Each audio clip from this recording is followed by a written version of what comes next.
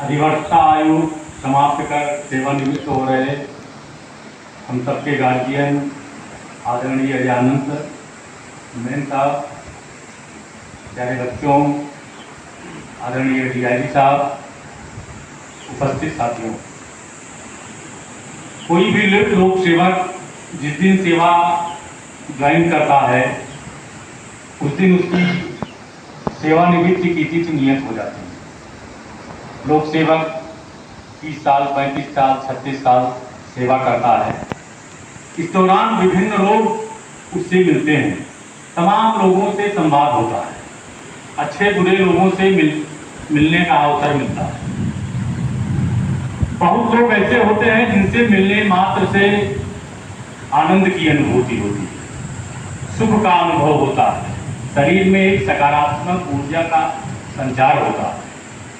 अजय आनंद sir उनमें से एक है जिनसे मिलने मात्र से शरीर में एक सकारात्मक ऊर्जा का संचार होगा।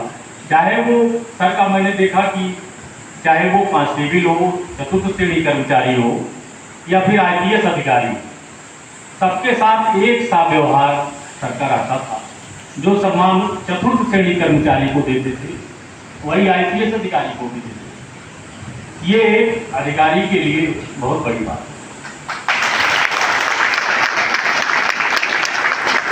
मुझे एक क्षण याद आता है, एक संस्मरण मैं बताऊंगा, ज़्यादा समय नहीं दूंगा आप लोगों का। अभी कुछ महीनों पहले हमारे संस्थान में 2 घटनाएं हो गई थी जिसमें 3 लोगों की डेथ हो गई थी। दुर्भाग्यपूर्ण घटना हमारी संस्था में घटित हुई।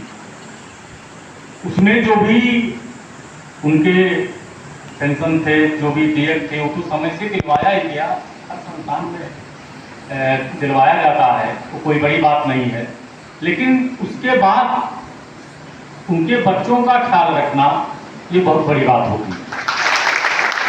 सर पूरे 2 वर्ष के मेरे यहाँ कार्यकाल में केवल एक बार मेरे आवास पर बिना बताए आए।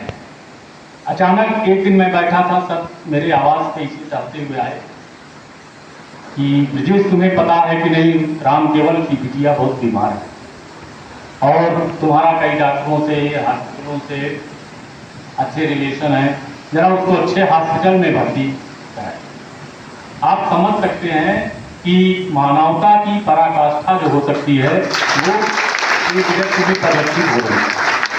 अन्यथा तमाम संस्थानों में, तमाम यूनिट्स में, तमाम जिलों में आप देखते होंगे कि जो हमारे पुलिस के जवान एनकाउंटर्स में मारे जाते हैं, तमाम विभिन्न रोगों से, एक्सीडेंट से मारे जाते हैं, उनकी पत्नियां, उनका परिवार झोला लेकर टहलता रहता है, लोग ध्यान देने वाले नहीं रहते। तो आप समझ सकते हैं कि सर का मानवीय दृष्टिकोण कितना उच्च हो गया।